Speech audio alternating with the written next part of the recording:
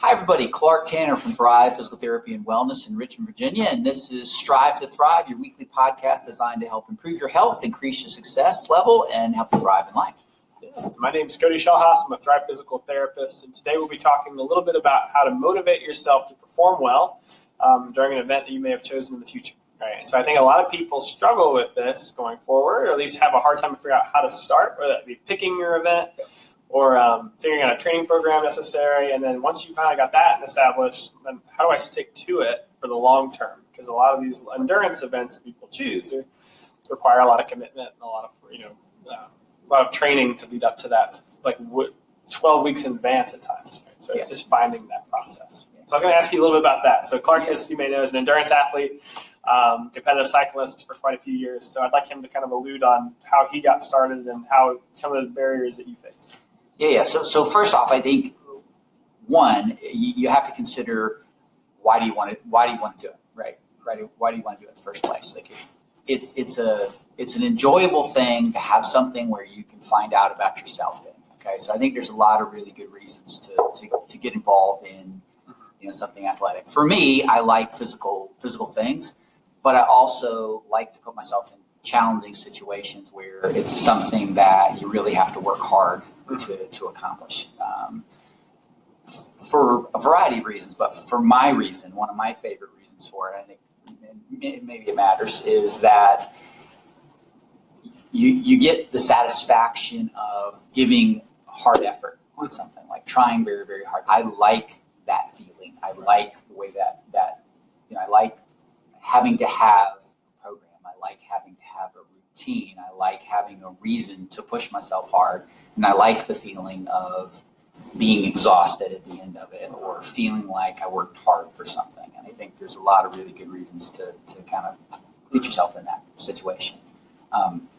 So it also kind of cuts through a number of things. Sometimes having an exercise routine when it's not purposeful is sometimes harder to get motivated to do. I mean, I know for myself sometimes when I've got races that are coming up, because of my work schedule, I have to just sort of get up pretty early to train. And when I don't have a race or don't have something, it's easier to have some debate when the alarm clock goes off. Do I want to get up? Do I not want to get up? I understand the intro. And it's also one of those things which I find it harder. And I didn't realize this until more recent years, but I've realized how much difference it makes in terms of how more emotional you can be in regards to effort level. So on when I don't have a race coming up, it's very easy to debate whether you want to get up one. And then when you actually get out there, how hard are you going to work, right? Yeah, absolutely. Yeah, I think that gives you a bit of a leeway, and I agree. And I'm not the pedigree of racer that Clark is. Aspire to be, hopefully one day. But at the same time, I also realized that, for me starting doing a race last year and spending some time biking over the last 2 years now, I found that, when you have an event coming up, it's like you don't have that internal conflict nearly as much. The internal conflict is I don't want to perform badly in the next 6 weeks, so I have to get up. And when you're out there on the trail, or if you're on the road, or whatever you're doing from a cycling standpoint, the thought process is I need to work hard now so I do well in the future. Right? If you don't have that future goal, you can tend to have that internal conversation of like, I take it easy on myself today. It's a recovery day, or I don't feel great today. Let's slow down. And you just don't have that. And the internal drive drops significantly. And honestly, it comes from internal pressure of doing poorly, right? But failure is a great motivator. And I 100% agree with embracing the idea of I don't want to do bad. I don't want to spend money and then underperform to my expectations. That motivation's great. Use it. It's a powerful tool. And I think people should be willing to embrace the idea of doing poorly. You should be afraid to fail, but you should also be willing to work really hard to prevent it from happening if you can. That's important. Yeah, I feel like if you're going to show up, particularly like a race, if you're going to show up, well, you want to show up prepared. Yeah. Or honestly, it is kind of embarrassing. Take a slacking, especially if you've been competitive, well, then you get an expectation of being competitive, and you want to show up as your best self. And for me, that's one of the big motivating factors is I want to get the most out of myself. Just whatever it may be. It could be bike racing, it could be other things in life. And I find it's hugely motivating. I'm the same way. Like if on a day when I'm maybe tired and I don't want to work that hard, well, if you got a race coming up or you got something going on, there is no debate. There is no internal conversation that goes into my head. It's just like, okay, you got to drill it and work hard, no matter what. And I think that's when you find out more things about yourself in that situation. I know it's cycling, particularly bike racing, is by nature somewhat painful. It doesn't always feel awesome when you do it, but also when you have the motivation of an event and something where you do have a goal where you want to do well, then that just fades into the background. You don't even sort of pay attention to that. And also the other thing is I think you learn a lot more. So if you've got, like, just for instance, if you have a goal of wanting to show up for a race and you want to do well in that race, well, that's a different level of preparation. And I think what happens is you end up being much more ingenuitive. I think you get more into figuring out nutrition, figuring out what your training program's about, figuring out what you need to eat during the process, figuring out what your preparation needs to be. So if you're just trying to show up and get through it, that's one level. But then if you have, definitely kind of higher aspiration goals and you want to accomplish something, well, then that requires a greater degree of commitment, a little more learning, a little more know-how, a different level of fitness that you show up with. So I just think there's different levels of it. And I think the most important is that you kind of figure out where you want to be, right? Like if you're early in the process and you're just sort of starting out, well, it's a massive victory to show up and be on the starting line or be at some event and put yourself in a situation where you're in good enough condition to kind of get through the event. Like that's a huge victory at some point in time. But as time passes, I think raising the bar and then kind of finding out what you're made out of in that process and the learning that happens from that process. And I know for myself, like aspirational goals, like stretch goals that really push you, the real gift is what you become in that process, right? You become knowledgeable maybe about training principles. You become more knowledgeable about what you should eat to get the most out of yourself. You become more knowledge about how to, in my case, bike riding. Well, okay, you got to get better at riding your bike. Well, you'll learn how to ride.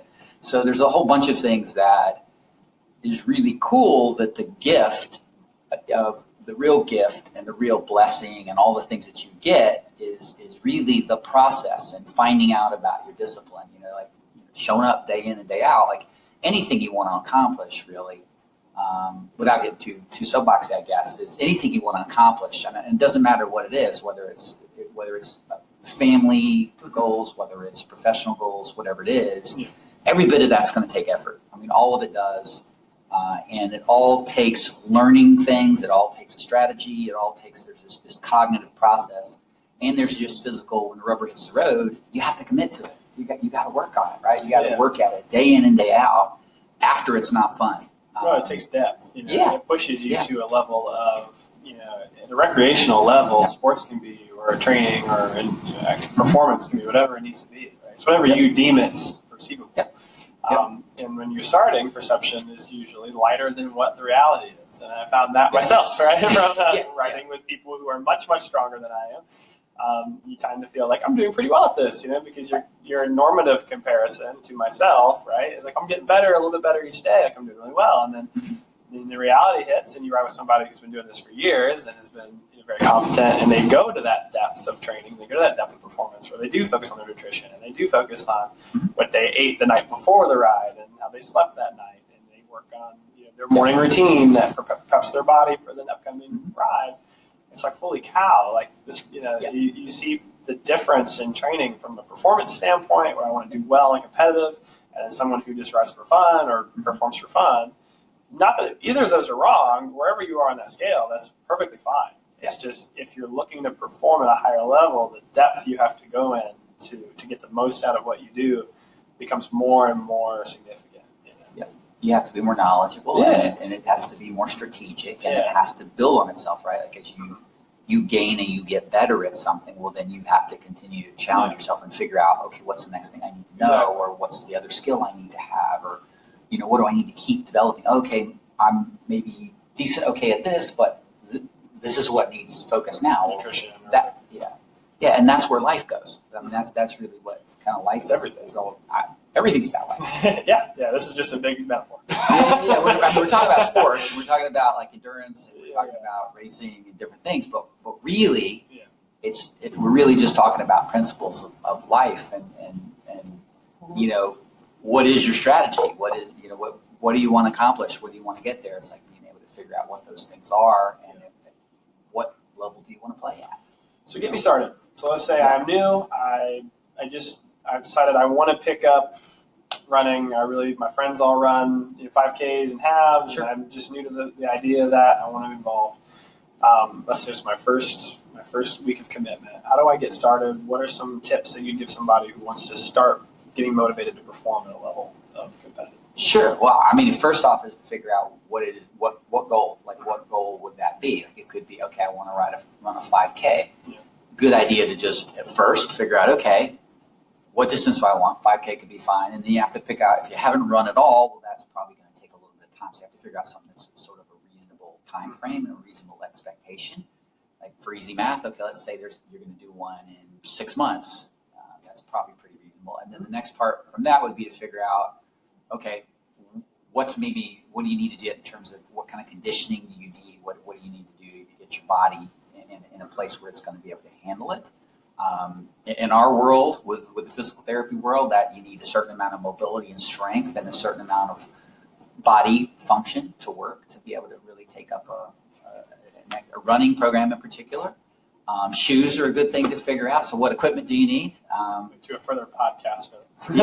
So I'll get too much detail, but in the case of running, well, you need a good shoes, which we've done one of those. So I want to learn about those sorts of things. Yeah. And then figure out a sound training program. And that's where do you want to get the knowledge? Like that can be going to someone to get some coaching. I know we work with runners all the time. There's a lot of really good competent coaches in town, or it's just even can be as easy as just picking up a book that gives you the structure and the understanding of what are training principles and where do you start, and then here's how you progress. So I think picking up the knowledge of what it is, and then working on getting out there and starting to do a little bit of training and then set up an intelligent program. I think that's the key, and that's the one thing Clarke didn't say, which I think is extremely important, is from someone who's been competitive and trained for multiple events for a while, is the key is don't just start running, right? No. And that's what I hear a lot of people say. It's like, oh, I want to run a 5K, and it's like, all right, we got to start running. Like that's the key, right? I would disagree with that. I feel like that's a way to get, one, yourself in some wear and tear, and maybe sore, and two, you're not setting up an intelligent program that's designed to get you to your goal. You'll find that the best athletes and the people who perform at the highest levels have a lot of structure, right? And it's just about creating a program and creating a template that fits what you need to do, fits your lifestyle. You got time slots that work around your family and your relationships and the other professional goals that you're trying to accomplish, and that it makes sense and it feels good, right? Because if you're just going off the rails and I just want to run when I can, I just want to run as far as I can when I can, then the direction gets lost. And then you're going to lose interest, and then things are going to start to fade out over time. So motivation, I would say, comes from becoming and growing and becoming an expert in what you're doing, right? It's like you said, read a book on running. There's lots of options, and we'll try to leave some examples in the comments below this video, so feel free to check below. We'll leave some advice on some books you can read if you're getting into sports training or trying to find some motivation. I'm sure Clarke has plenty of ideas on that we can figure out there. We definitely have some But yeah, so read a book on running, look up running cadence and proper form, look up training programs from different athletes and different sites, and become invested in what you're doing, and then really try to develop what you're trying to do well from a scientific standpoint.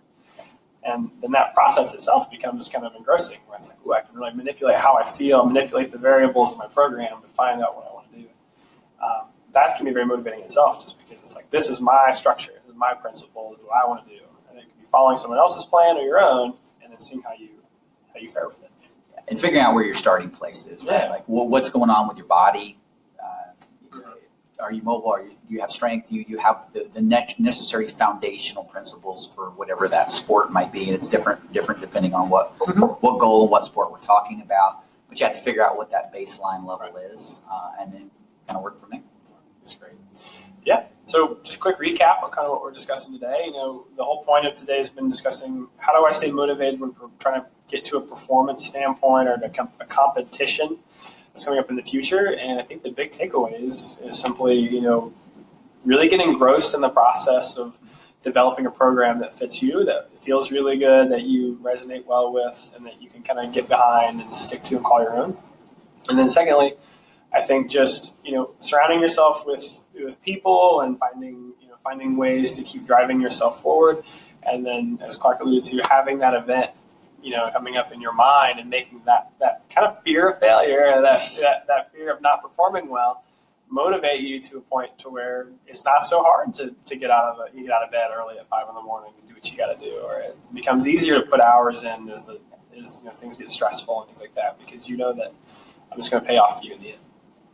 And if you want to develop a certain, you want to get into exercise regularly, or there's certain things that you maybe have goals that you maybe haven't been able to do, a really nice way is to pick some sort of event where it sort of does force you into that.